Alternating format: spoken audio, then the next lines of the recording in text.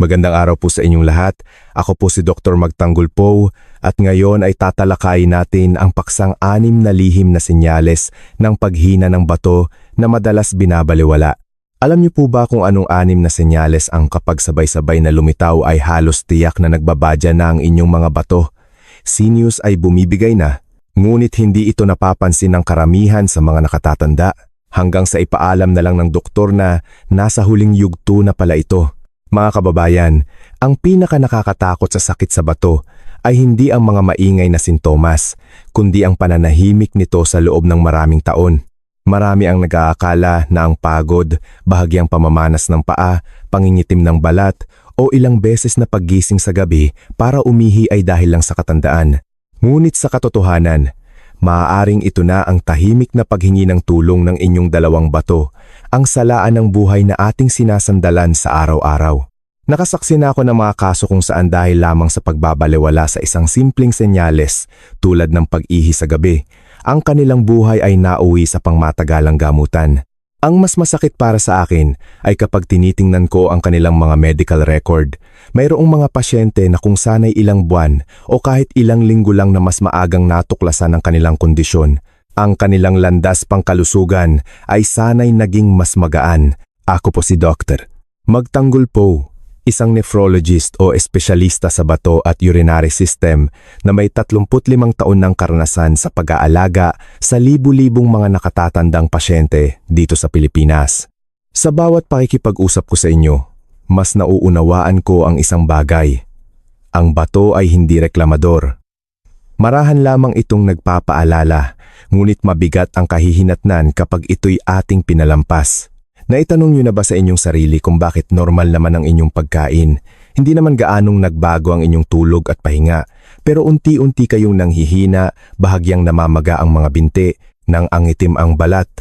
Hindi mahimbing ang tulog, dumadalas ang pag-ihi sa gabi, at nawawalan na ng ganang kumain. Marami ang nag-iisip na ito ay natural na bahagi ng pagtanda. Pero ang totoo, matagal nang kumakatok ang inyong mga bato, hindi lang natin naririnig. Araw-araw, ang ating dalawang bato ay kailangang magsala ng higit sa 180 litro ng dugo, mag-alis ng mga lason, magbalanse ng tubig, asin at mga mineral tulad ng potassium, phosphorus at sodium. Kapag humina ang mga bato, hindi na mailalabas ang mga dumi at magsisimula itong maipon sa dugo at kumalat sa buong katawan. Ito ang panahon na maaari ninyong mapansin ang pamamanas ng mga paa at kamay, patuloy na pagkapagod, pagtaas ng presyon ng dugo, pangingitim ng balat, madalas na pag-ihi sa gabi, putol-putol na tulog, hirap sa panunaw, at pakiramdam na mabigat ang katawan na parang may pasan-pasan.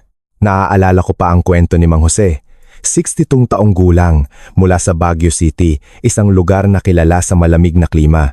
Nagpatingin siya dahil sa bahagyang pamamanas ng kanyang mga paa at may bahid ng pag-aalala sa kanyang mga mata. Sabi niya, "Bahagya lang naman ang pamamanas. Akala ko dahil sa matagal na pag-upo at kakulangan sa paglalakad. Hindi ko akalain na pagdating sa ospital, sinabi ng doktor na doble na ang taas ng creatinine ko at nasa stage 3 na ang kidney failure. Ibig sabihin, halos kalahati na ng kakayahan nitong magsala ang nawala." Napahikbi si Mang Jose at napaiyak sa pagsisisi. Kung nalaman ko lang sana ng mas maaga, kung binigyan ko lang sana ng pansin ang mga maliliit na senyales, siguro naiwasan ko ito. Ang bato ay hindi masakit, hindi nilalagnat, hindi maingay. Hindi ito sumisigaw, bagkus ay bumubulong lamang sa pamamagitan ng mga pang-araw-araw na bagay. Pagod sa paggising sa gabi para umihi, bahagyang pamamanas ng binti, unti-unting pangingitim ng balat, at hindi mahimbing na pagtulog. At dahil sa katahimikan nitong ito, madali itong mabalewala ng mga tao sa loob ng maraming taon hanggang sa ang mga bato ay pagod na pagod na. Ginagawa ko ang video na ito hindi para manakot, kundi para ipaunawa sa inyo na ang maagang pagtuklas ay maagang proteksyon. May kakayahan ang mga bato na manumbalik ang lakas kung aalagaan ng tama at bibigyan ng sapat na pahinga sa tamang oras. Minsan, 5 minuto lang sa isang araw ng pakikinig sa inyong katawan ay sapat na para mahawakan ang susi sa pagpigil sa isang tahimik ngunit mapanganib na sakit. Pakiusap, huwag po kayong aalis. Panoorin ninyo hanggang sa dulo dahil ang ika-6 na senyales ang pinakamadalas na binabalewala ng lahat, ngunit ito ang may pinakamalakas na babala. Kung sa tingin ninyo ay kapakipakinabang ang mga ibinabahagi kong ito para sa kalusugan ng mga nakatatanda, inaanyayahan ko kayong mag-subscribe sa channel na ito para patuloy tayong magkita sa mga susunod na video na nagbibigay ng kaalamang siyentipiko sa paraang simple at madaling maintindihan at para sama-sama nating alagaan ang ating salaan ng buhay sa paraang magaan ngunit pang matagalan. Ngayon, samahan ninyo akong alamin ng malaliman ang bawat mahalagang senyales para mula ngayon marinig na natin ang bulong ng ating mga bato bago pa sila mapagod at muling humingi ng tulong. Unang bahagi, 6 na senyales ng paghina ng bato. Unang senyales, madalas na pag-ihi sa gabi ang pinakamaagang babala.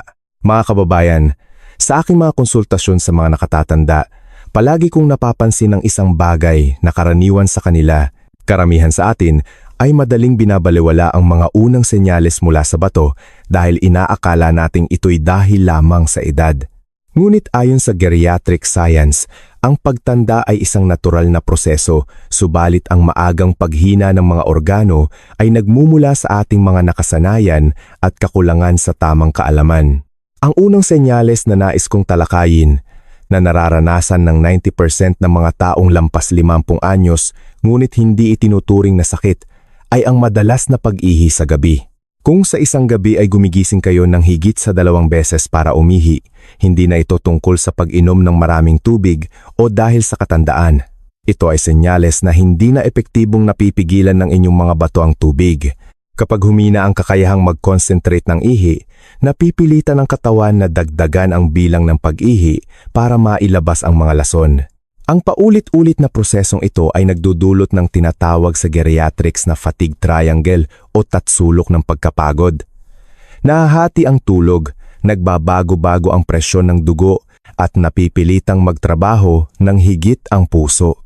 Mayroon akong isang pasyente, isang 65 taong gulang na lalaki sa isang klinika sa Pampanga. Ikinuwento niya na gabi-gabi siyang gumigising ng 4 hanggang 5 beses. Akala niya ay dahil sa pag-inom niya ng tsaa tuwing gabi. Ngunit nang suriin ang kanyang creatinine sa dugo, doble na ito sa ligtas na antas. Nasa 60% na lang ang kakayahan ng kanyang mga bato na magsala. Ikalawang senyales, pamamanas ng paa at pagmaga ng talukap ng mata. Marami ang napagkakamalang gout, arthritis, o dahil lang sa matagal na pagtayo o pagkain ng maalat ang pamamanas ng paa at pagmaga ng talukap ng mata. Ngunit ang mahinang bato ay maaaring magdulot ng pamamanas kahit hindi nagbabago ang timbang. Kapag nasira ang filter ng bato, tumatagas ang protina, album, palabas sa ihi. Dahil dito, ang tubig mula sa mga ugat ay lumalabas patungo sa mga malambot na tissue na nagre-resulta sa pamamanas. Tinatawag itong piting edema at ipinapakita nito na ang kakayahan ng 2 bato na mag-regulate ng likido ay malaki nang nabawasan. Nakasaksi ako ng isang kaso sa isang klinika sa Quezon City. Isang 70 taong gulang na lola, si Lola Maria, ang dumating na manas ang mga binti at maga ang mga mata. Ang konklusyon ay stage 3 kidney failure, hindi simpleng gout o arthritis. Nagulat ang kanyang pamilya dahil sa loob ng 6 na buwan bago iyon, bahagya lang sumikip ang kanyang mga tsinelas, ngunit walang nag-akala na ito ay sakit sa bato. Ikatlong senyales, patuloy na pagkapagod dahil sa kakulangan ng red blood cells. Ang mga bato ay hindi lang nagsasala ng lason, kundi naglalabas din ng hormone na erythropoietin na naguutos sa bone marrow na gumawa ng red blood cells. Kapag bumaba ang function ng bato, bumababa rin ang hormone na ito, kumukonti ang red blood cells, kinakapos sa oxygen ang dugo, at ang resulta ay isang estado ng patuloy na panghihina. Ito ay hindi simpleng pagod dahil sa puyat, kundi isang malalim na pagkahapo dahil ang mga selula ng katawan ay kulang sa oxygen. Narinig ko minsan ang sabi ng isang 68 taong gulang na pasyente, si Mang Cardo, Doc, kung ano-anong pampalakas ng dugo na ang ininom ko pero mahina pa rin. Nang suriin, ang kanyang hemoglobin ay napakababa na. Ang problema pala ay nasa bato na hindi na kayang i-regulate ang paggawa ng dugo. Ika-4 na senyales. Hiningang amoy ammonia senyales ng pagkalason sa dugo Kapag humina ang kakayahan ng bato na magsala, ang urea dumi mula sa protina ay naiipon sa dugo. Ang isang bahagi nito ay sumisingaw sa pamamagitan ng baga at bibig.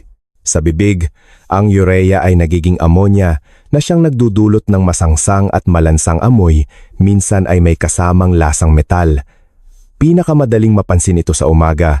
Naaalala ko ang isang 74 taong gulang na lola sa isang klinika sa Maynila, si Aling Nena. Nagpatingin siya dahil sa mabahong hininga. Nang suriin, ang kanyang blood urea ay 3 beses na mas mataas sa ligtas na antas. Sinabi niya, "Hay, marunong din palang magsalita ang bato, pero sa amoy, hindi sa salita."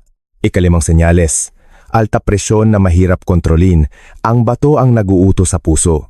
Mga kababayan, ang alta presyon paglampas ng edad 60 ay karaniwang itinuturing na problema ng puso at mga ugat. Ngunit sa aking praktika sa nephrology, natuklasan ko ang isang mas malalim na katotohanan. Ang bato ang tahimik na konduktor na nag-aayos ng presyon ng sirkulasyon. Kapag humina ang kakayahan ng bato na magsala, ang endocrine system nito ay naglalabas ng mas maraming hormone na renin. Ito ang nag-uudyok sa katawan na mag-ipon ng asin at tubig ng higit sa kailangan. Dahil dito, tumataas ang volume ng dugo na lumilikha ng patuloy na presyon sa pader ng mga ugat, kaya tumataas ang blood pressure kahit regular kayong umiinom ng gamot. Naging inspirasyon ko ang isang 82 taong gulang na albularyo mula sa Batangas, si Lolo Cadyo, na hindi umaasa sa gamot para sa alta presyon sa loob ng maraming dekada. May sinabi siyang tumatak sa aking isipan. Ang puso ang nagbobomba, pero ang bato ang nagpapasya kung magiging banayad ba ang daloy. Pinanatili niya ang gawin ng pagkain nang hindi maalat, mas mababa sa 5 gramo ng asin kada araw. Nililimitahan ang paggamit ng patis at toyo, hindi umiinom ng tubig agad-agad pagkatapos kumain ng maalat, at tuwing gabi ay ibinababad ang mga paa sa maligamgam na tubig sa loob ng 10 minuto para ma-relax ang mga ugat at matulungang makatanggap ng mas maayos na daloy ng dugo ang mga bato.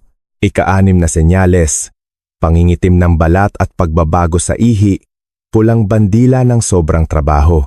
Mga kababayan, ang ika-6 na senyales ay karaniwang lumalabas sa balat at ihi, mga lugar na bibihirang iugnay sa bato. Sinubaybayan ko noon si Mang Lando, 72 taong gulang, mula sa probinsya ng La Union. Maraming taon siyang magsasaka at unti-unting umitim ang kanyang balat, ngunit may isang panahon na biglang kumulimlim ang kulay nito, kasabay ng ihi na matingkad na dilaw at mabula na matagal mawala. Sabi niya, "Akala ko dahil lang sa sikat ng araw kaya nangitim ang balat ko, hindi ko alam na senyales na pala iyon na pagod na ang bato ko." Nang suriin, mataas ang kanyang creatinine at may tumatagas na protina sa kanyang ihi. Ito ay naaayon sa paliwanag ng medisina.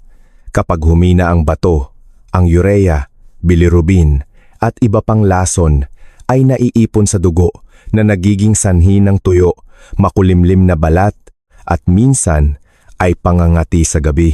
Ang ihi ang pang-araw-araw na ulat ng bato. Kung ito ay matingkad, senyales ito na kulang sa tubig ang katawan at sobra ang trabaho ng bato. Kung mabula at hindi nawawala ang bula sa loob ng 30 segundo, maaring ito ay protina na tumatagas na nagpapahiwatig ng pinsala sa mga maliliit na ugat sa bato. Ikalawang bahagi, 3 gintong hudyat na kailangan ng magpatingin sa doktor para sa edad de 50 pataas. Pagkatapos ng maraming taon ng pag-aalaga sa mga nakatatanda dito sa Pilipinas, natanto ko na ang pinakapanganib ay hindi ang malubhang sakit, kundi ang mga maling pagsusuri dahil tinitingnan lang natin ang sintomas at hindi ang pinagmulan. Mayroong manas ang paa pero inaakalang arthritis, pagod na inaakalang puyat, at mabahong hininga na sinisisi sa tiyan. Ngunit ang ugat ng lahat ng ito ay maaaring nasa unti-unting paghina ng bato. 1. Unang hudyat. Pag-ihi ng higit sa 3 beses sa gabi, tuloy-tuloy sa loob ng 5 araw, ito ay hindi na normal na gawi. Ito ay senyales na humihina na ang kakayahan ng bato na i-concentrate ang ihi. Kailangan na ng pagsusuri ng creatinine at urea sa dugo. 2. Ikalawang hudyat. Pamamanas at pagkapagod na tumatagal ng higit sa 2 linggo. Ito ang panahon na maaaring tumatagas na ang protina mula sa bato. Ang pagod na dulot nito ay malalim na pagkahapo dahil sa kakulangan ng oxygen. Panahon na para suriin ang hemoglobin at protina sa ihi. 3. Ikatlong hudyat. Pangingitim ng balat at mabahong hininga na tumatagal ng higit sa 10 araw. Ito ay senyales na hindi na nailalabas ng maayos ang mga lason sa katawan. Naaalala ko ang isang pasyente mula Laguna, si Aling Helen.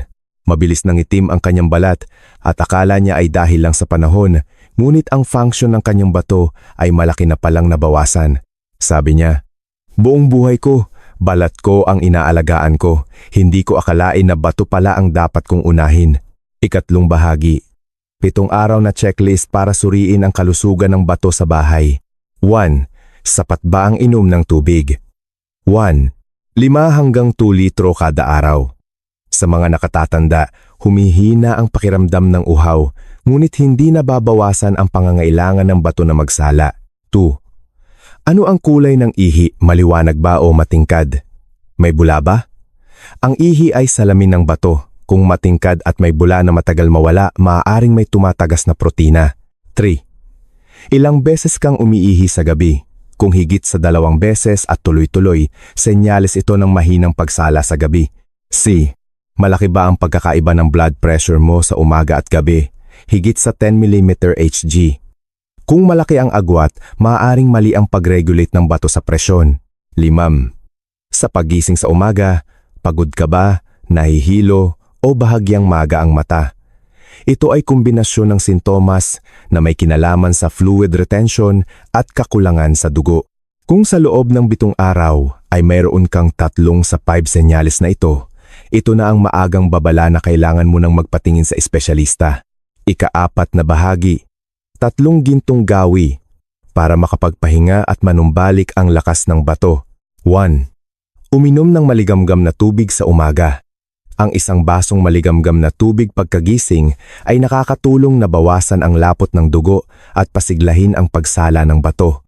2. Kumain hanggang 80% na busog lang. Kapag sobrang busog, kailangan ng sistema ng panunaw ng mas maraming dugo na pansamantalang nagbabawas sa daloy ng dugo patungo sa bato. Ang pagkain ng katamtaman ay nagbibigay ng pahinga sa bato. 3. Ibabad ang paa sa maligamgam na tubig na may asin sa loob ng 10 minuto bago matulog.